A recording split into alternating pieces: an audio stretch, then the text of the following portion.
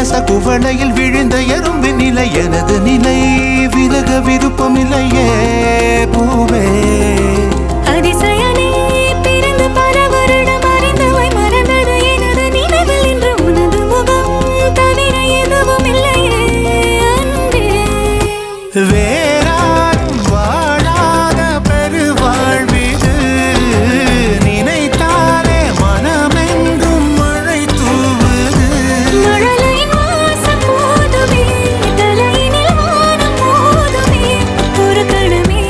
உன்னை பிரிந்தால் உயிர் மலர் காய்ந்து போகுமே நீதானே பொஞ்சாதி நானே உன் சரிபாதி